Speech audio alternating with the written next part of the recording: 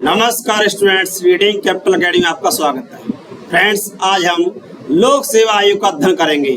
लोक सेवा आयोग की व्यवस्था संविधान के अनुच्छेद 315 में की गई है। अनुच्छेद 315 में लोक सेवा आयोग के गठन की व्यवस्था की गई है। मित्रों, संघ और राज्य के अधीन सेवाएं होती हैं, उसमें पार्ट 1 का हम अध्ययन कर चुके हैं। इसकी व्यवस्था संविधान के भाग 14 में अनुच्छेद 308 से 323 में की गई है। तो मित्रों, आज हमको लोक सेवा आयोग का अध्ययन करना है। लोक सेवा आयोग मित्रों, भारत में लोकतांत्रिक गणतंत्र प्रणाली है। इस प्रणाली में विभिन्न कार्यों को, लोक सेवाओं को बेहतर तरीके से संचालित करने के लिए लोक सेवा आयोग के गठन की व्यवस्था की गई है। इस तरह से देखा जाए, भारत लोकतांत्रिक गणतंत्र प्रणाली वाला देश है, जिसमें योग्यता के आधार पर प्रतियोगी परीक्षा का आयोजन किया जाता है। क्या होता है, जो लोक सेवक होते हैं स्थायी, वेतनभोगी, कार्य कुशल और दक्ष होते हैं, तो इनका चयन कैसे किया जाए, इसके लिए लोक सेवा आयोग की व्यवस्था की गई है। अनुच्छेद 315 में कहा गया है कि संघ के लिए और राज्यों के लिए एक लोक सेवा आयोग होगा। वह विभिन्न प्रतियोगी परीक्षाओं के माध्यम से लोक सेवकों का चयन करेगा। इस तरह से लोक सेवक क्या होते हैं, योग्य लोक सेवकों का चयन किया जाता है। आवश्यकता पड़ने पर इसमें पिछड़े वर्गों को आरक्षण दिया गया है। देखेंगे आईएएस, आईपीएस, आईएफएस इत्यादि जो अखिल भारतीय सेवाएं, इसमें वंचित वर्गों को आरक्षण भी दिया गया है। इस तरह से देखा जाए, यदि इनका प्रतिनिधित्व डेलीगेशन पर्याप्त नहीं है तो इनको आरक्षण भी दिया जाता है। यह सिविल सेवक स्थायी और दक्षता प्राप्त होते हैं। ये स्थायी, योग्य, कुशल और दक्षता प्राप्त होते हैं, अपने कार्य में माहिर होते हैं। इस अनुच्छेद में उपबंध किया गया है कि संघ के लिए लोक सेवा आयोग यूपीएससी होगा तथा राज्यों के लिए राज्य लोक सेवा आयोग होगा। जैसे उत्तर प्रदेश लोक सेवा आयोग प्रयागराज में है, संघ लोक सेवा आयोग दिल्ली में है। तो इस आयोग की व्यवस्था कहाँ की गई है? इस आयोग की व्यवस्था की गई आर्टिकल 315 में। अनुच्छेद 315 में संघ लोक सेवा आयोग और राज्यों के लोक सेवा आयोग के गठन की व्यवस्था की गई है। ठीक है स्टूडेंट्स, लेकिन 2 या 2 से अधिक राज्यों के लिए एक ही संयुक्त लोक सेवा आयोग बनाया जा सकता है। यदि 2 राज्य सहमत हैं तो दोनों के एक ही लोक सेवा आयोग बनाया जा सकता है। इस तरह से लोक सेवा आयोग क्या है? एक स्वतंत्र और संवैधानिक संस्था है। लोक सेवा आयोग स्वतंत्र संस्थान है, स्वायत्त संस्थान है। इस तरह से विभिन्न लोक सेवाओं का चयन करती है। नहीं देखेंगे अनुच्छेद 316 लोक सेवा आयोग के सदस्यों की नियुक्ति और पदावधि। लोक सेवा आयोग के सदस्यों की नियुक्ति कौन करता है, इनकी पदावधि क्या होती है, इसकी व्यवस्था आर्टिकल 316 में की गई है। तो क्या होता है, संघ लोक सेवा आयोग के अध्यक्ष और सदस्यों की नियुक्ति राष्ट्रपति करता है। जो संघ लोक सेवा आयोग होते हैं उसके अध्यक्ष और सदस्यों की नियुक्ति कौन करता है? राष्ट्रपति करता है। इसी प्रकार राज्य लोक सेवा आयोग के अध्यक्ष और सदस्यों की नियुक्ति राज्यपाल करता है। राज्य लोक सेवा आयोग के अध्यक्ष और सदस्यों की नियुक्ति कौन करता है? राज्यपाल करता है। आगे क्या होता है, संघ लोक सेवा आयोग के अध्यक्ष और सदस्यों के कार्यकाल 6 वर्ष होता है। संघ लोक सेवा आयोग के अध्यक्ष और सदस्यों का कार्यकाल कितना होता है? 6 वर्ष। यह 6 वर्ष के लिए नियुक्ति जाते हैं, लेकिन 65 साल की आयु पर सेवानिवृत्त हो जाते हैं। लेकिन 65 साल की आयु पर पदमुक्त हो जाते हैं। वह पहले भी राष्ट्रपति को त्याग पत्र सौंप सकते हैं। संघ लोक सेवा के अध्यक्ष सदस्यों की नियुक्ति 6 वर्ष के लिए की जाती है। 65 साल तक पद पर रह सकते हैं, लेकिन हस्ताक्षर युक्त लेख द्वारा राष्ट्रपति को अपना त्याग पत्र सौंप सकते हैं। स्टूडेंट्स, यदि वीडियो अच्छा लग रहा हो तो चैनल को सब्सक्राइब करें और शेयर करें। इस तरह से क्या होता है, वर्तमान में इसमें 10 सदस्य हैं। वर्तमान लोक सेवा आयोग कितने हैं? 1 अध्यक्ष और 10 सदस्य हैं। इनकी नियुक्ति कौन करता है? राष्ट्रपति करता है। इनकी पदावधि समाप्त हो जाने पर पुनः नियुक्ति के पात्र नहीं माने जाते। एक बार कार्यकाल हो गया 6 वर्ष का या 65 साल की आयु हो गई, पुनः नियुक्ति नहीं की जा सकती इनकी। इसी तरह से राज्य लोक सेवा आयोग के इसी तरह देखा जाए जो राज्य लोक सेवा आयोग होता है राज्य लोक सेवा आयोग के अध्यक्ष सदस्यों की नियुक्ति राज्यपाल करता है। जैसे उत्तर प्रदेश लोक सेवा आयोग, इसके अध्यक्ष और सदस्यों की नियुक्ति कौन करेगा? राज्यपाल आनंदीबेन पटेल। ठीक है स्टूडेंट्स, इस तरह से राज्य लोक सेवा आयोग के सदस्य 62 साल की उम्र तक 62 साल की उम्र तक राज्य लोक सेवा आयोग के सदस्य पद धारण करते हैं और संघ लोक सेवा आयोग के 65 साल की आयु तक पद धारण करते हैं। इस तरह से नियुक्ति और पदावधि इसकी व्यवस्था की गई है आर्टिकल 316 में। नेक्स्ट है अनुच्छेद 317, लोक सेवा आयोग के सदस्यों को हटाया जाना और निलंबित किया जाना। क्या होता है? लोक सेवा आयोग के सदस्यों को हटाया जा सकता है, निलंबित किया जा सकता है। वो कैसे किया जा सकता है? संघ लोक सेवा आयोग के अध्यक्ष और सदस्यों को राष्ट्रपति द्वारा हटाया जाता है। संघ लोक सेवा आयोग के जो अध्यक्ष और सदस्य होते हैं, एक अध्यक्ष और 10 सदस्य होते हैं, इनको किसके द्वारा हटाया जा सकता है? राष्ट्रपति के द्वारा हटाया जाता है। लेकिन कुछ कंडीशन है। कौन सी कंडीशन है?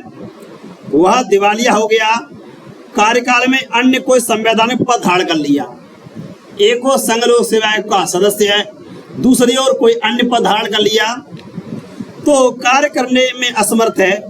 यदि वह अपना कार्य करने सक्षम नहीं है या कोई दुराचार किया अर्थात कोई कदाचार करता है, अपना कार्य करने में सक्षम नहीं है, कोई लाभ का पद धारण कर लिया, दिवालिया हो गया, तो राष्ट्रपति उसे हटा सकता है। इसी प्रकार राज्य लोक सेवा आयोग के अध्यक्ष सदस्यों को राज्यपाल द्वारा नहीं हटाया जाता। जो राज्य लोक सेवा आयोग होता है उसके अध्यक्ष सदस्यों को राज्यपाल सीधे नहीं हटाया जाता। सबसे पहले क्या होता है? उसकी जांच न्यायालय द्वारा की जाती है। न्यायाधीशों द्वारा जांच की जाती है। न देंगे, यह अपने कार्यकाल से पहले भी त्यागपत्र दे सकता है, लेकिन इनको न्यायालय के प्रतिवेदन पर कुछ अयोग्यता के आधार पर राष्ट्रपति हटा सकते हैं। अयोग्यता होनी चाहिए। नेक्स्ट लिखेंगे अनुच्छेद 318। 318 क्या है? लोक सेवा आयोग के सदस्य और कर्मचारियों की नियुक्ति, सेवा शर्तें और विनियमन। क्या होता है? जो लोक सेवा आयोग होता है उसके सदस्य होते हैं और कर्मचारी होते हैं, उसकी सेवा शर्तें। तो उसके लिए क्या है?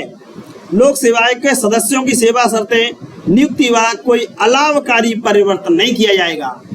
एक बार नियुक्त हो गए फिर उनके बेनिफिशियल कंडीशन में कोई चेंजिंग नहीं की जाएगी। आगे क्या होगा? राष्ट्रपति और राज्यपाल सदस्यों कर्मचारियों की संख्या का निर्धारण कर सकते हैं। इस तरह से कोई अलाभकारी परिवर्तन नहीं किया जाएगा और सदस्यों की संख्या निर्धारण करने के लिए वही नियम कौन बना सकता है? राष्ट्रपति और राज्यपाल बना सकता है। नेक्स्ट है अनुच्छेद 319। इसमें क्या है? इसमें है लोक सेवा आयोग के सदस्यों को पुनः अन्य पद धारण करने की शर्तें। क्या लोक सेवा आयोग के सदस्य पद मुक्त हो जाते हैं तो दूसरी जगह पद धारण कर सकते हैं? तो उसकी कुछ कंडीशन है अनुच्छेद 319 में। क्या है? संघ लोक सेवा आयोग के सदस्य सरकार के अधीन किसी अन्य नियुक्ति के पात्र नहीं होंगे। संघ लोक सेवा आयोग के सदस्य होते हैं, अन्य नियुक्ति के पात्र नहीं होते हैं। राज्य लोक सेवा आयोग के अध्यक्ष संघ लोक सेवा आयोग के अध्यक्ष या सदस्य के रूप में किसी अन्य राज्य लोक सेवा आयोग के अध्यक्ष के रूप में पद धारण कर सकता है।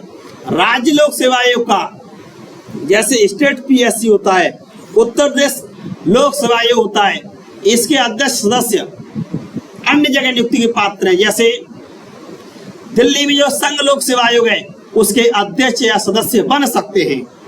इसी तरह से अन्य लोक सेवा आयोग उनके अध्यक्ष बन सकते हैं। नेक्स्ट देखेंगे, संघ लोक सेवा आयोग के सदस्य संघ और राज्य के लोक सेवा आयोग के अध्यक्ष के रूप में नियुक्त किया जा सकता है।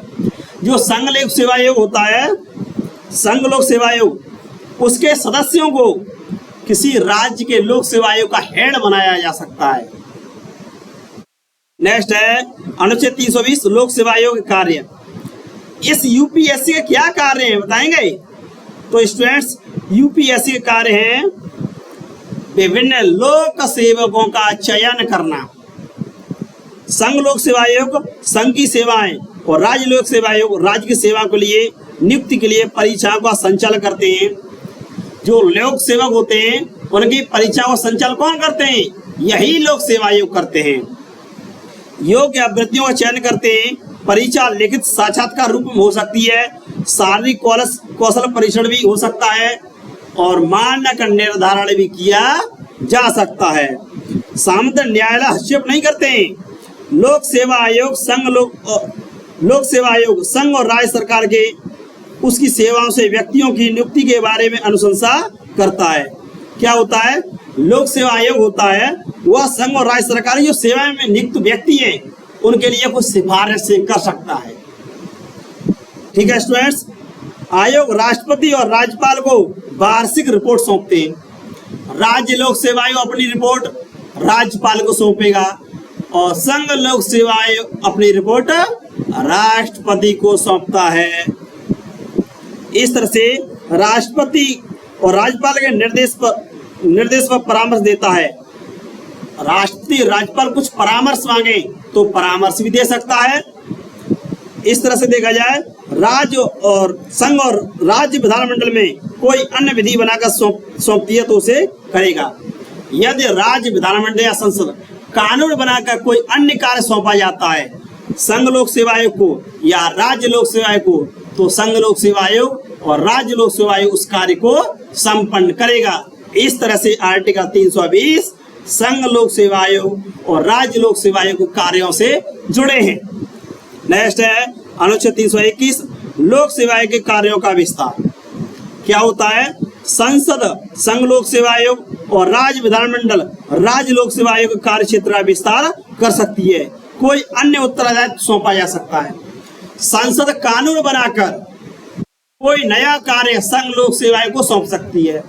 इसी तरह से उत्तर प्रदेश का विधानमंडल कोई नया कानून बना करके अन्य कार्य उत्तर प्रदेश लोक सेवा आयोग पर्यावरण को सौंप सकते हैं। नेक्स्ट देखेंगे लोक सेवा आयोग के कार्यों का व्यय। लोक सेवा आयोग के व्यय होते हैं, एक्सपेंडिचर होते हैं। तो इसमें क्या है? संघ लोक सेवा आयोग के समूचे व्यय संघ सूची की जो संचित निधि है, जो यूपीएससी है, उसमें जो खर्चा आता है, व्यय होता है, वह संघ सूची से होता है, संचित निधि से। और राज्य लोक सेवा आयोग के समूचे व्यय राज्य की संचित निधि से होता है।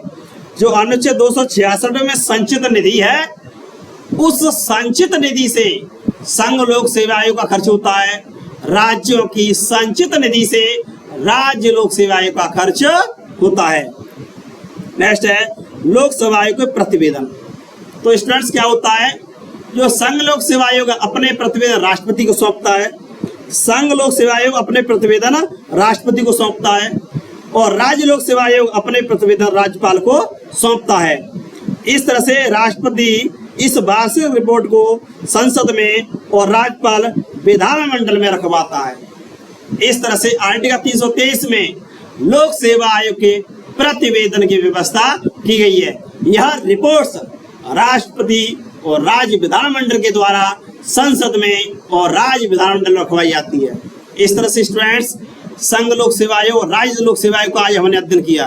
धन्यवाद स्टूडेंट्स।